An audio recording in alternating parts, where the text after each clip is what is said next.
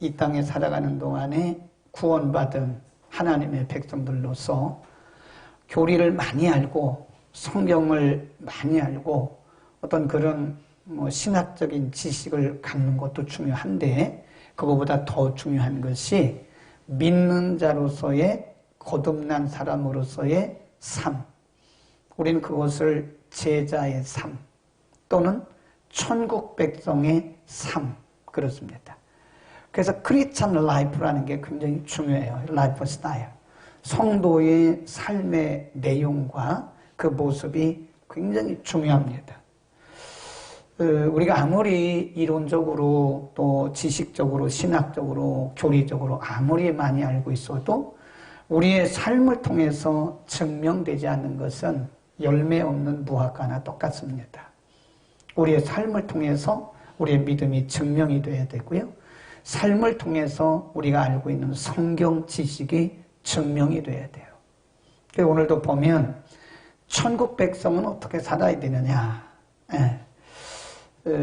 그리스도의 제자는 어떻게 살아야 되느냐. 우리가 그냥 말로만 나는 제자입니다라고 제자가 되는 건 아니죠. 삶이 제자임을 증명해야죠. 우리의 삶을 통해서 하나님의 자녀임이 증명이 돼야죠. 우리의 삶을 통해서 천국 백성임이 증명이 됩니다. 그래서 가치관, 우리의 신앙관, 그리고 삶의 방향성, 굉장히 중요한 거예요. 누가 무슨 얘기를 해도 천국 백성들은 삶의 방향이 항상 하나님의 나라를 향해서 이렇게 향해 있잖아요. 그리고 삶의 내용도 마찬가지고. 오늘 여러 가지 주제를 가지고 말씀하고 있는데요. 거기 한번 보겠습니다. 1절, 2절입니다.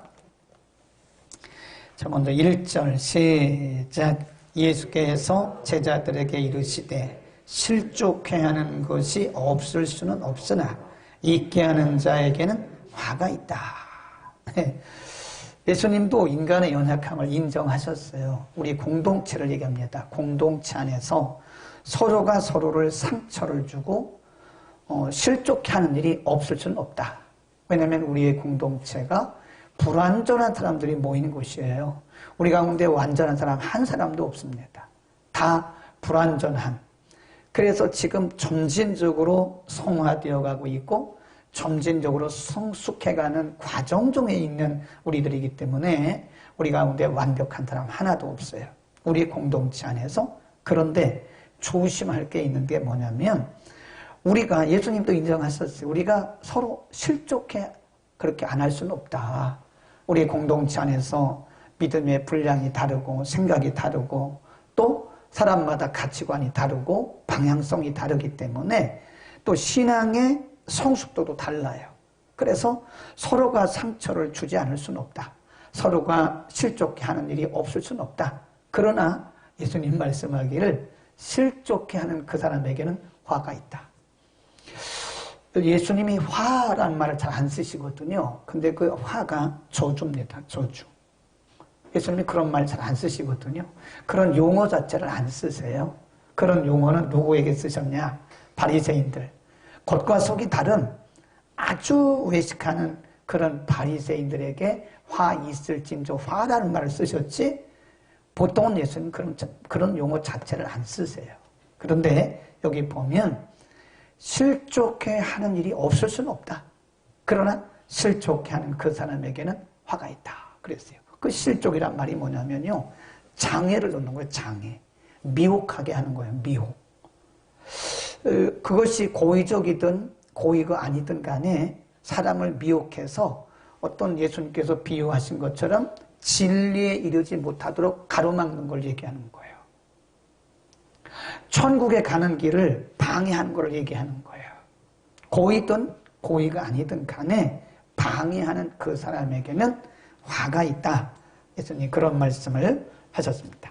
거기 한번 또 보세요. 그리고 또 이렇게 말씀했어요. 2절에 저가 시작 저가 이 작은 자 중에 하나를 실족해 할진대 차라리 연자 맷돌을 그 목에 메우고 바다에 던지오는 것이 낫다. 여기는 실족해 하는 사람을 얘기하는 게 아니고 우리가 예를 들어서 어떤 소자, 작은 어린아이 아니면 좀 무지한 분들 이런 분들에게 우리가 실족해 하느니 차라리 그 목에다가 연자맷돌, 그 당시 연자맷돌 매는 것은요 사형제도입니다. 사형제도. 차라리 그 사람을 실족해 하느니 차라리 그 사람의 목에 연자맷돌을 매서 바다에 빠뜨리는 게 낫지. 굉장히 무서운 말씀이에요. 그러니까 실족해 하는 일이 굉장히 위험하다는 거예요. 실족해 하는 일. 근데 우리가요 의도적으로 실족해 하는 일도 있지만 또 우리도 모르는 가운데 상대방 또 많은 믿음이 연약한 자들을 실족해 하는 경우가 있어요. 나는 괜찮은데 나는 뭐 내 믿음대로 했는데 나는 뭐 내 양심대로 했는데 그러나 나를 보고 실족하는 사람들이 있어요. 이거 엄청난 큰 죄라는 거예요. 큰 죄입니다. 그래서 로마서에도 보면 사람이 먹고 마시는 문제 얘기하잖아요. 그리고 제사 음식 먹고 안 사도 바울은 제사 그 당시 고린도 교회 고린도 지역 자체는요 제사 음식이 많아요. 신전에 드렸던 음식이 대부분입니다. 그런데 예를 들어서 믿음이 있는 사람이 그것을 뭐 자기가 양심에 꺼리낌이 없으면 먹어도 괜찮아요. 괜찮습니다.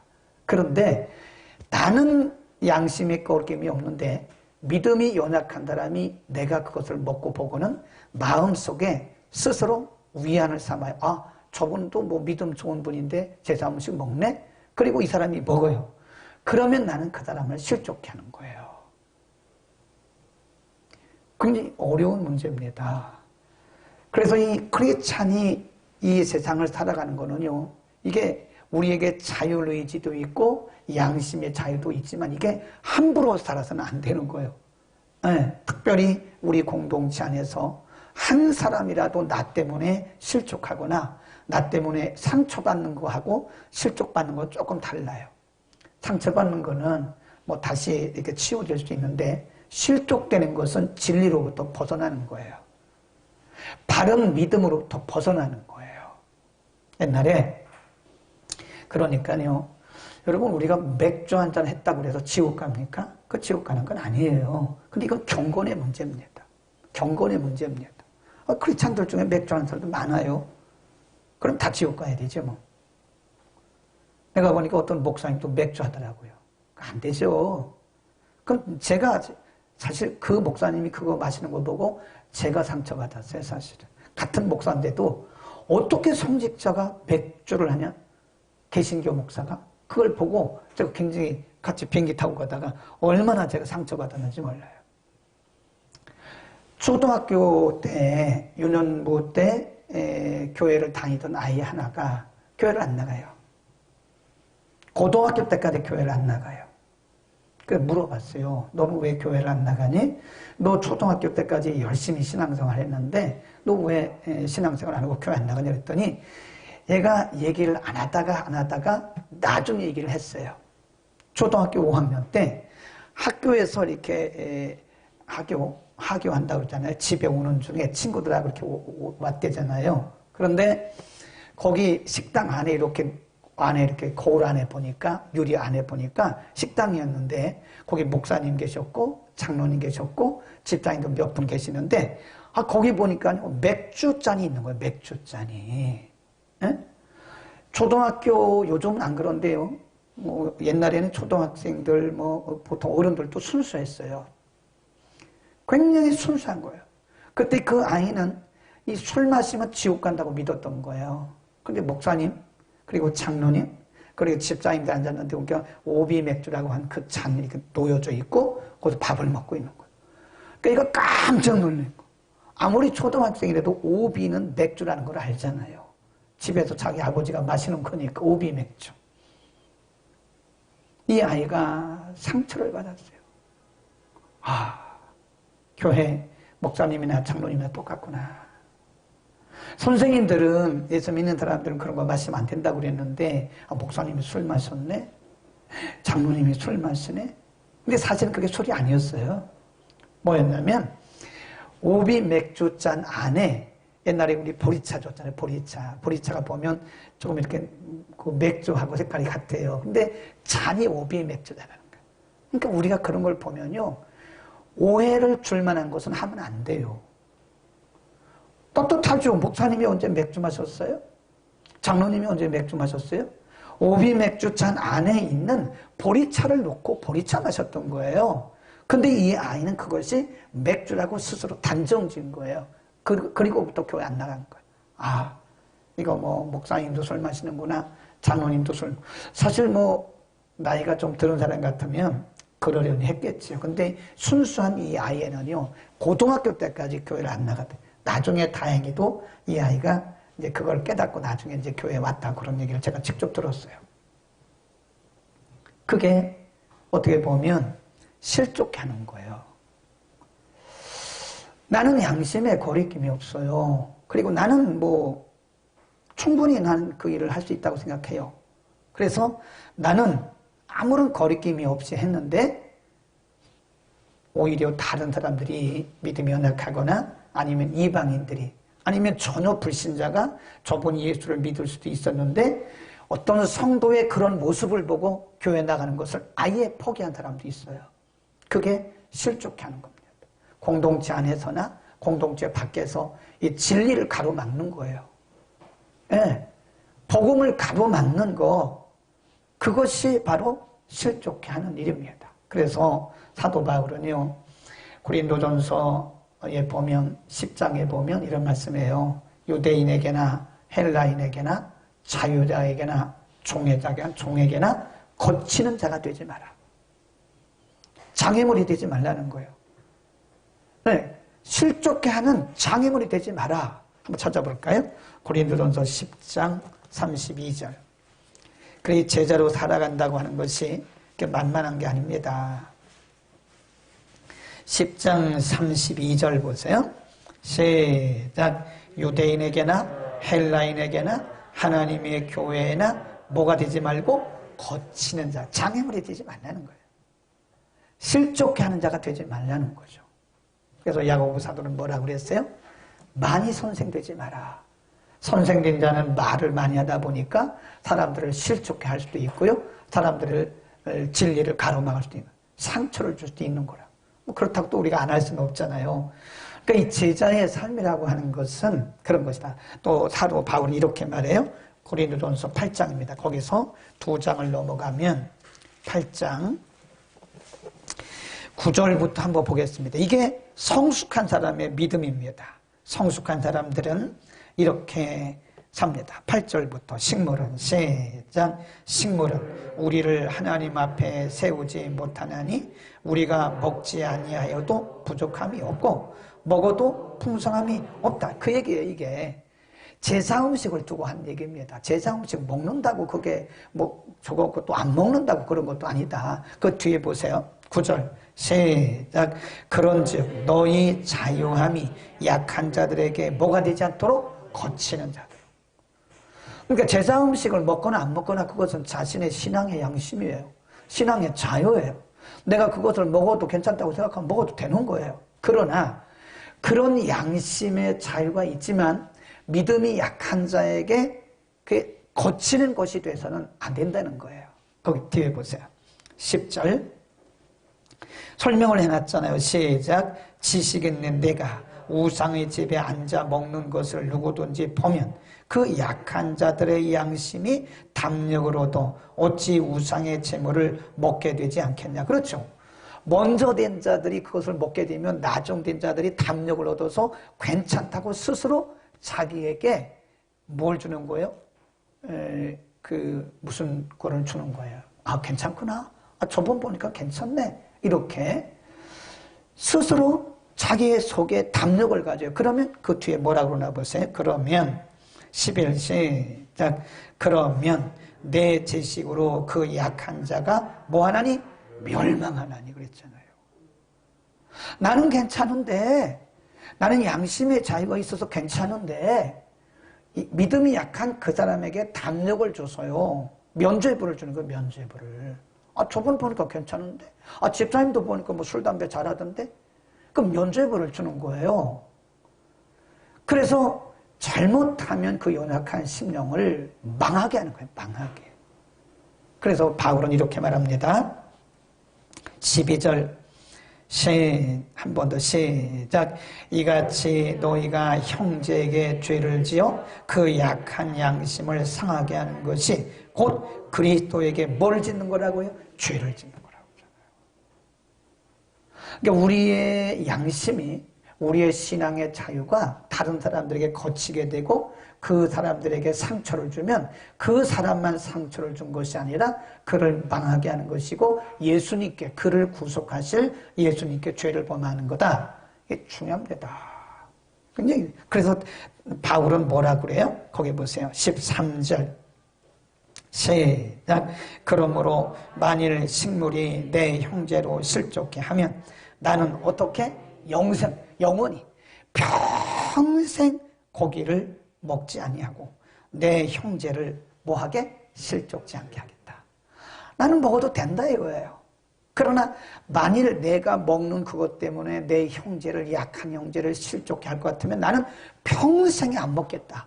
이게 바로 복음의 사람의 자유예요. 이게 진정한 자유입니다. 내가 괜찮다고 다 괜찮은 거 아니에요.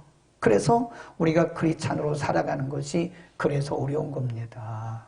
우리의 일거수일투족이 뭐와 연결되어 있어요? 복음하고 연결되어 있는 거예요. 복음과.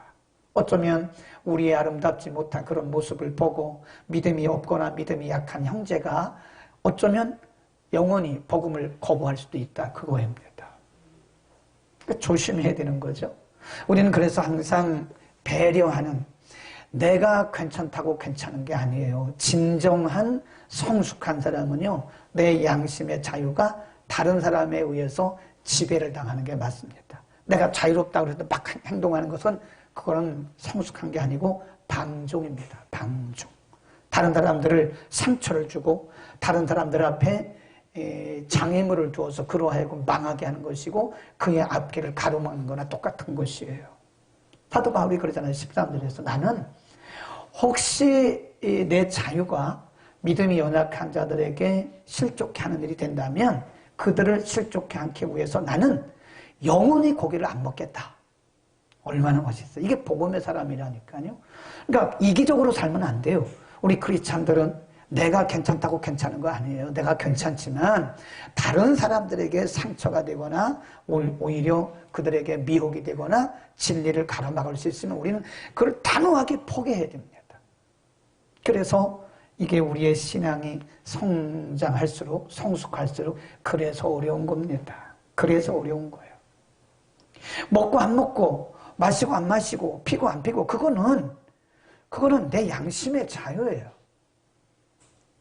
그러나 나의 그런 모습을 보고 상처받는 자가 있으면 나는 그 사람을 망하게 하는 거예요. 뿐만 아니라 예수님께 죄를 짓는 거예요. 그러니까 이 크리스찬의 윤리라고 하는 것은 이 세상 윤리하고는 비교도 안 됩니다. 이 세상 윤리는요, 그냥 겉만 이렇게 뭐 괜찮으면 괜찮은 거예요. 그런데 우리 크리스찬의 윤리는, 성경이 말씀하는 윤리는 굉장히 고차원이에요. 상대방의 영혼을 생각하는 것만큼 그렇게 고차원적인 윤리다. 아멘. 그 다음에 이제 두 번째 주제로 갑니다. 17장 5절입니다. 그때 제자들이 이렇게 물어봐요. 계속 연결되는 겁니다. 연결되는 말씀이에요. 5절 시작. 사도들이 주께 여짜오되 우리에게 믿음을 더하소서. 그래. 이 무슨 믿음일까요? 여기서 말하는 믿음이 뭐예요? 약한 자를 실족시키지 않는 믿음을 얘기하는 거예요. 하나님, 지금 제자들이 말하는 거예요. 사도들이, 선생님, 그러면 우리가 연약한 사람들인데 어떻게 약한 자들을 실족시키지 않을 수가 있을까요? 그런 약한 자들에게 상처를 주지 않고 약한 자들을 실족시키지 않을 수 있는 그런 믿음을 주십시오. 그 얘기예요. 여기서 말하는 일반적인 믿음이 아닙니다. 앞에서 말씀한 그 믿음을 얘기하는 거예요. 약한 자들에게 상처를 주지 않고 약한 자들을 실족시키지 않을 수 있는 그런 믿음을 주옵소서. 그런 얘기. 그러니까 6절에 보면 주께서 가라사대 너희에게 겨자씨 하나할 만한 믿음이 있었다면 이 뽕나무더러 뿌리가 뽑혀 바다에 심기우라 하였을 것이요 그것이 너희에게 순종하였으리라. 그런 말씀이에요. 믿음이 필요하다는 거죠. 그러니까 우리의 지체들이나 아니면 안 믿는 사람들에게 우리가 상처를 주거나 그들에게 장애물을 놓거나 실족해 하는 일을 하지 않으려면 우리의 힘으로 어렵다는 거예요. 그래서 우리에게는 정말 그들을 배려하고 그 뒤에 보면 용서하라고 했거든요. 용서하는 그런 믿음이 필요하다는 겁니다. 사람의 힘으로는 그게 한계가 있지 않겠습니까? 우리가 아무리 다짐하고 다짐해도요, 우리의 말이 사람들을 많이 실족시켜요. 우리가 믿음으로 했다고 그랬는데 얼마나 많은 사람들을 실족시키는지 몰라요. 자기는 떳떳한데 내 말 때문에 실족하는 사람들이 굉장히 많아요. 우리는 얼마나 제한된 사람이냐고. 목사의 설교 듣고 실족하는 사람도 많다니까요.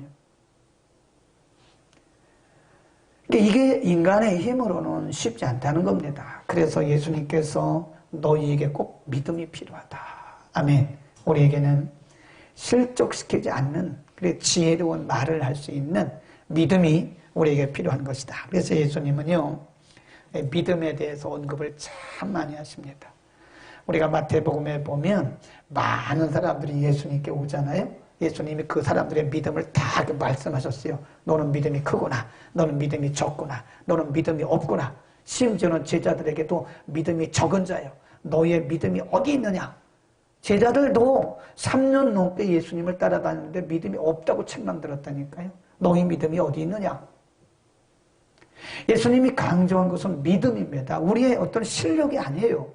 우리의 경험이 아니에요. 우리의 경험이나 우리의 실력으로는 우리가 사람들을 실족해 하는 일을 안 할 수가 없어요. 우리에게 믿음이 필요한 겁니다. 믿음에 대해서 한번 보겠습니다. 마태복음 8장으로 갑니다. 거기 간식 껴놓고 다시 와야 되니까. 마태복음 8장 10절에 보면 거기 백부장에 대한 말씀을 하세요. 8장 10절 예수께서 시작 예수께서 들으시고 기이 여겨 좇는 자들에게 이르시되 내가 진실로 너희에게 이르노니 이스라엘 중 아무에게서도 이만한 믿음을 만나보지 못했다. 그래요. 그리고 13절에 보면 백부장에게 이르시되 가라 내 믿음이 내 믿음대로 되라. 그래요. 그래서 그 백부장의 하인이 죽을 병에 걸렸는데 나았어요. 이방인입니다. 이방인. 제자도 아니에요. 유대인도 아니에요. 이방인입니다. 그 당시 유대 사회에서는 유대인들이 메이저잖아요. 메이저. 유대인들이 주축을 이루던 사회에서 이 백부장 같은 경우는 인정을 받지 못하는 사람이에요. 그런데 그 하인을 위해서 예수님께 오는 그 믿음을 보시고 예수님 뭐라고 그러시냐. 내가 예루살렘을 다 다녔지만 이렇게 큰 믿음을 내가 본 적이 없다. 큰 믿음이라고 하셨어요. 그 다음에 9장 2절. 거기 중풍병자를 데리고 오는 사람들이 있습니다. 9장 2절 시작. 침상에 누운 병자를 데리고 오거늘 예수께서 저희의 믿음을 보시고 중풍병자에게 이르시되 소자야 안심하라 내 죄 사함을 받았느니라. 근데 여기 중풍병자의 믿음은 언급하지 않고 그 중풍병자를 데려온 사람들의 4명의 그 친구들의 믿음을 보시고 그 중풍병자를 공주. 그러니까 예수님은 그 중풍병자를 데리고 온 그 친구들의 믿음을 굉장히 크다고 평가를 해주셨어요. 칭찬해 주셨어요. 그 다음에 9장 22절입니다. 마태복음 9장 22절. 우리 함께 읽겠습니다. 예수께서 시작. 예수께서 돌이켜 그를 보시며 가라사대 따라 안심하라 내 믿음이 너를 구원하였느니라. 누구예요? 12의 혈루증 여인. 제자들조차도 가까이 오지 말라고 책망했던 여인입니다. 근데 이 여인이 내가 예수님의 옷자락에라도 손을 대면 낫겠다고 하는 그런 신념, 그런 믿음을 가지고 나갔을 때 예수님이 누가 내 옷에 손을 댔느냐? 엉터리 같은 제자들이 뭐라 그래요? 선생님, 여기 사람들이 이렇게 많은데 누가 손을 댄지 어떻게 했어요? 엉터리 같아요, 제자들이. 성령 받기 전까지 제자들이 엉터리였어요. 아니, 이렇게 사람들이 많은데 누가 민족 어떻게 하십니까? 예수님, 이렇게 얘기한다니까요. 예수님, 아니야. 내 몸에서 능력이 나간 것을 내가 알았어. 그 여인이, 12의 혈루증 여인이 예수님의 옷가에 믿음으로 손을 댄 걸 예수님 알고 계셨어요. 그리고 그 여인에게, 그 여인을 딱 꼬집어 말하기를 내 믿음이 너를 구원했다고 칭찬하셨어요. 그러니까 여러분, 직분이 믿음이 아닙니다. 오히려 예수님께서 칭찬하신 믿음은 사람들에게, 소외된 사람들이 믿음이 더 좋았어요. 이방인이 믿음이 더 좋았어요. 예수님이 왜 각 사람들의 믿음을 보시고 너는 믿음이 좋다, 내가 이렇게 큰 믿음을 만나보지 못했다, 각 사람의 믿음을 왜 이렇게 예수님께서 이렇게 언급을 하셨냐 그 얘기죠. 거기 또 보세요. 이런 말씀이 있어요. 적은 믿음의 마태복음 6장으로 다시 넘어갑니다. 마태복음 6장 30절. 믿음에 대한 말씀을 많이 하셨어요. 6장 30절. 염려하지 마라, 근심하지 마라, 무엇을 먹을까 무엇을 입을까 염려하지 마라, 그런 말씀을 하시다가 6장 30절에 이렇게 말씀했어요. 오늘 시작. 오늘 있다가 내일 아궁이에 던지는 들풀도 하나님이 이렇게 입히시거든. 하물며 너일까 보냐? 뭐한 자들아? 믿음이 적은 자들아. 그러니까 무엇을 먹을까 무엇을 입을까 염려하는 것은요, 그건 믿음이 없다는 증거라는 거예요. 예수님이 현장에서 말씀하신 거예요. 들의 백합화를 봐라. 공중에 나는 새를 봐라. 언제 저들이 길쌈했느냐? 공중 나는 새도 하나님 먹이시고 들의 풀도 먹이시는데 너희는 이들보다 낫지 않냐? 이 믿음이 적은 자들아. 오늘날로 말하면 이 믿음이 없는 놈들아. 욕하면 안 되는데 믿음이 없는 사람들아. 예수님이 믿음이 적다고 책망하신 거예요. 그러니까 어쩌면 우리가 이렇게 이 세상을 살아가면서 먹고 마시는 이런 문제들 때문에 염려하고 걱정한다는 것은 현실적이죠.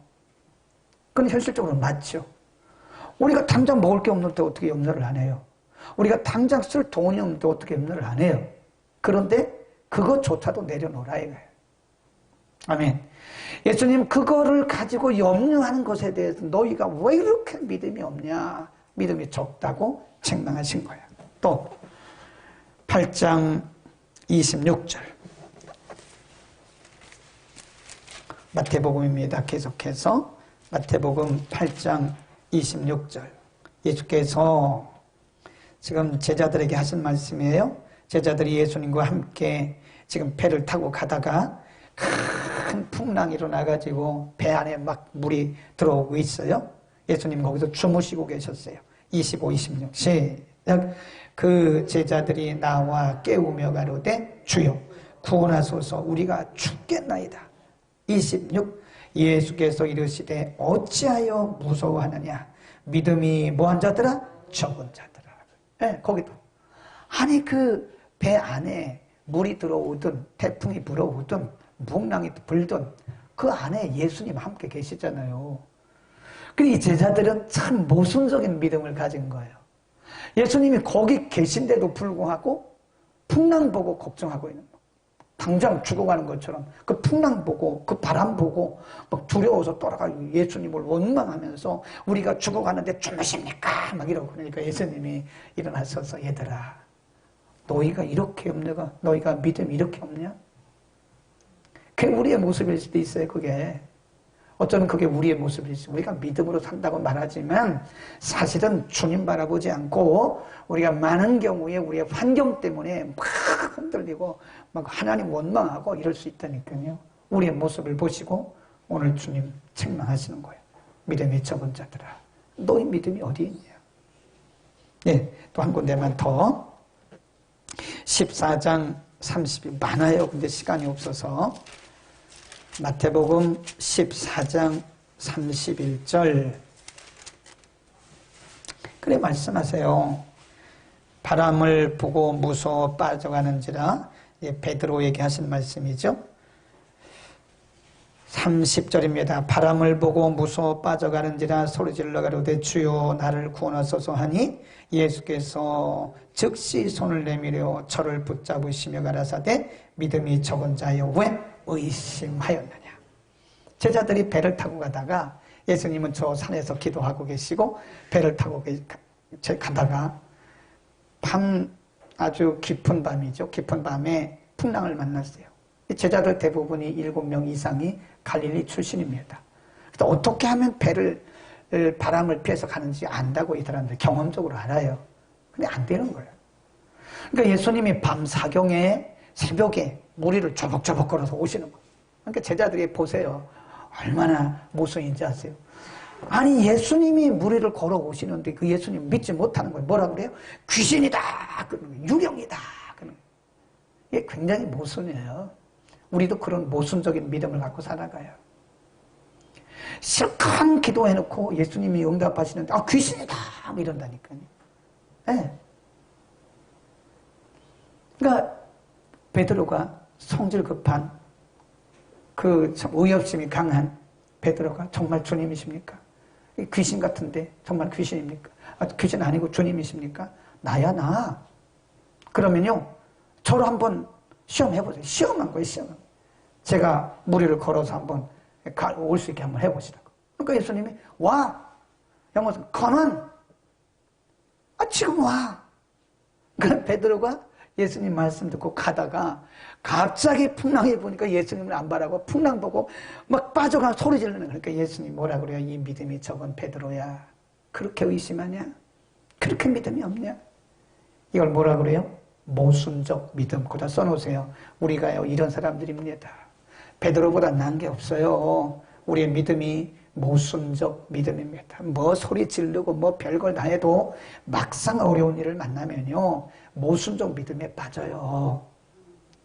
그러니까 지금 예수님께서 제자들에게 말씀하신 것이 너희가 믿음이 있어야 사람들을 실족해 하는 일을 안 할 수 있다. 우리의 노력이나 우리의 결단만 갖고 되는 게 아니라 이거예요. 이런 큰 믿음이 너희에게 있을 때 너희가 드디어 사람을 실족하게 안 할 수 있다. 우리의 힘으로 안 된다는 거예요. 그러니까 믿음을 구하라 그 얘기입니다. 아멘. 우리는 믿음을 구하시기를 바랍니다. 그래서 제자들이 뭐라 그래요? 주여 우리가 믿사옵니다. 우리가 믿기를 원합니다. 우리의 믿음 없는 걸 용서하시고 우리에게 믿음을 주옵소서 그러잖아요. 우리가 믿기를 원합니다. 우리가 믿기를 원하오니 우리의 믿음 없음을 용서하시고 우리에게 믿음을 주옵소서. 이게 산 믿음이에요. 그 산 믿음은 하나님이 주시는 거예요.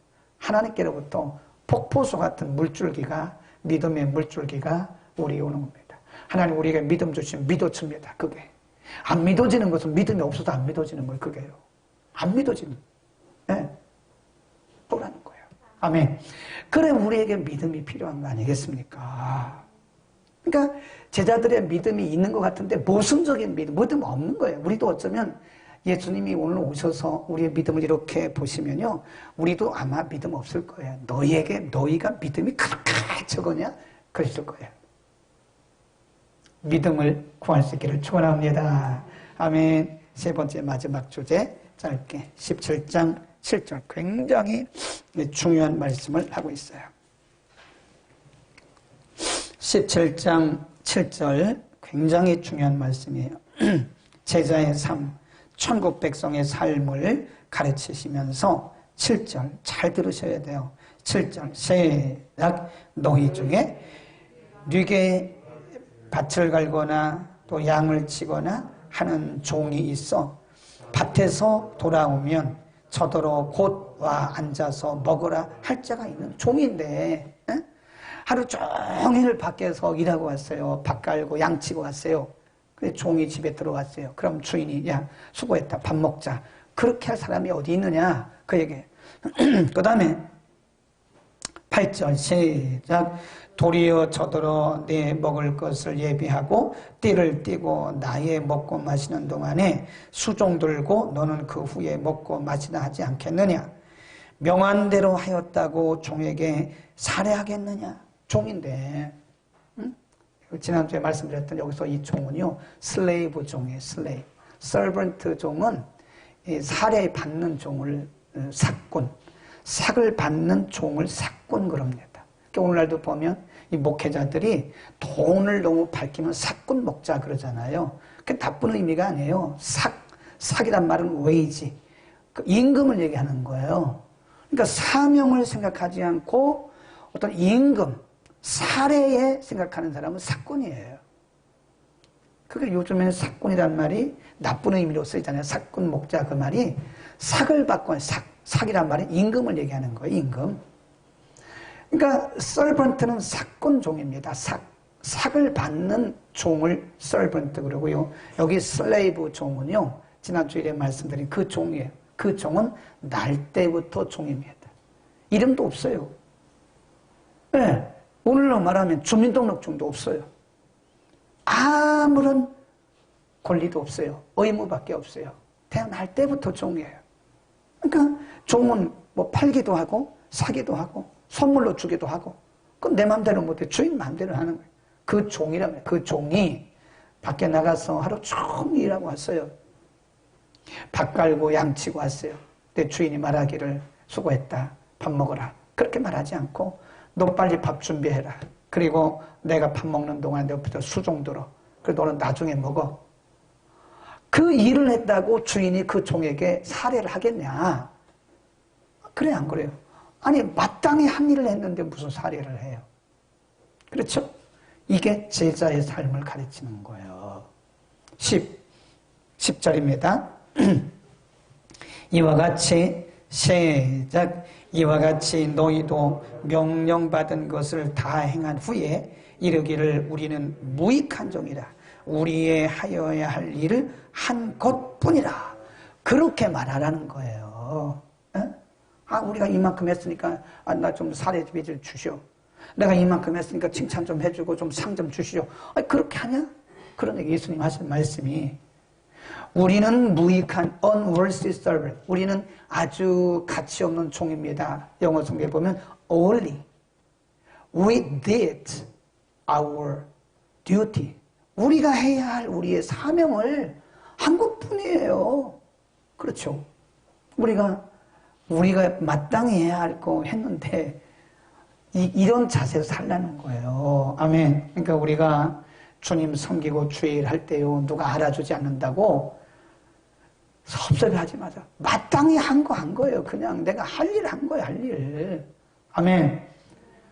아니 어떤 분들은 자기 뭐 상 안 줬다고 옛날에 다른 교회 보니까요 자기 뭐 표창장 안 주고 알아주지도 않고 상도 안 주고 막 이랬다고 삐져가지고 그거는 뭐 그런다니까요. 저도 마찬가지고 이게 뭔가 순수성을 우리가 상실해버렸다는 생각이 들어 조금 슬플 때가 있어요. 우리는 무슨 일을 하든 하나님께서 우리를 써주신 거 감사하고 당연히 한 것을 했기 때문에 섭섭하거나 뭐 그런 상처받거나 하지 말기를 바랍니다. 우리를 써주시는 것만도 감사한 겁니다. 기도하겠습니다. 걸어가신 우리